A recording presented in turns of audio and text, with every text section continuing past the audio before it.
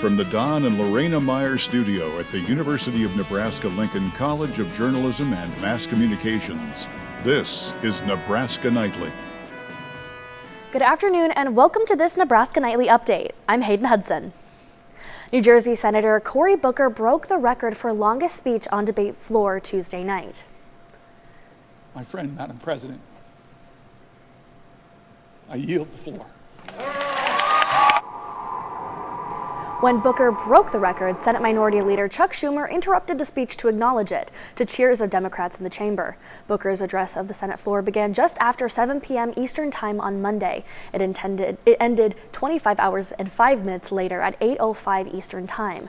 The previous record, 24 hours and 18 minutes, was held by Strom Thurmond, was set in 1957. Senator Booker acknowledged the breaking the record following Schumer's interruption before finally yielding his time. There's a room here in the Senate named after Strom Thurmond.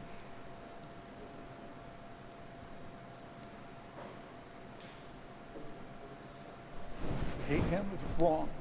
And maybe my ego got too caught up that if I stood here, just maybe I could break this record of the man who tried to stop the rights upon which I stand. I'm not here, though, because of his speech. I'm here despite his speech. I'm here because as powerful as he was, the people were more powerful. Booker was protesting actions taken by the Trump administration, saying the country, quote, is in crisis. His speech represents one of the most high-profile forms of protest by a Democratic lawmaker so far in Trump's second term. Fellow Democrats acknowledged this history-defining moment after the fact, including Illinois Senator Dick Durbin, who called Booker's passionate remarks something America needed to see. It was amazing. I'm glad I was there for a major part of it. I've never seen that kind of reaction from the Senate chamber gallery either. The place was packed and very vocal in their support. It was an amazing performance, but much more than that. America needed to see that kind of determination to stand up for those values. Tuesday's record-setting speech went without any interruptions, as this would allow the presiding officer in the Senate to move on to other business. Today, Hollywood and 80s movie buffs are mourning the loss of actor Val Kilmer.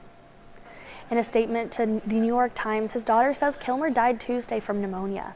He began his film career in the 1984 comedy Top Secret, but his breakout role was in 1986 Top Gun. Some of his well-known roles included Batman Forever, Tombstone, The Doors, and Heat. Kilmer was diagnosed with throat cancer in 2014, but later recovered, undergoing a tracheotomy.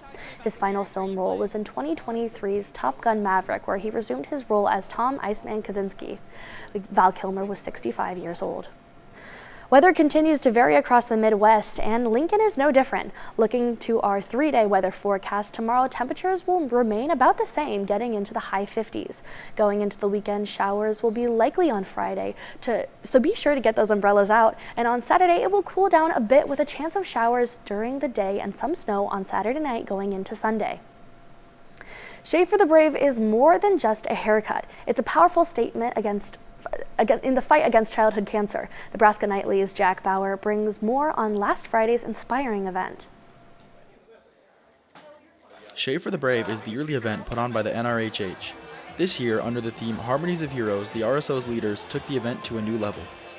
I knew I wanted to be president. I knew that St. Baldrick's meant a lot to me, so I wanted to make sure that we had an event that was engaging and cool, and I feel like that's the biggest way that it's grown. It's grown from something that kind of seemed like a chore, but now it's like my whole team of NRHH members are behind me and we're all working together.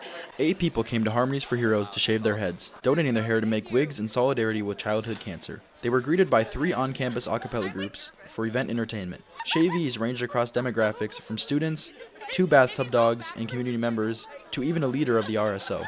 I think in a way this shave is kind of honoring my experience this first year in college. So much new has happened here, and I just feel like this is adding on top of it, and it's just really making this experience a memorable one.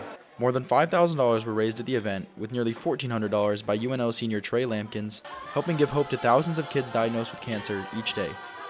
Smiles were had, memories were made, and fears were conquered. If there ever was a doubt in a prospective Shavee's mind, let it whisk away. Go for it. Go all in. Even if you don't like how you look afterwards, someone's going to love how they look if you donate it. Plus, hey, people didn't like how they looked once they didn't have a choice to shave their head, when they actually got the cancer. They don't get a choice in that. So if you get to choose to donate it and you think you can and you want to, go for it. Each year, the National Residence Hall Honorary organizes Shave for the Brave to support the search for a cure for childhood cancer. By fundraising, you can give more children and families hope for a brighter future. Jack Bauer, Nebraska Nightly. Thank you for watching this Nebraska Nightly update. Follow us on Instagram and X at Nebraska Nightly. We will return with a sports update show tomorrow at 4:30 and then a live show on Friday. Have a great rest of your Wednesday.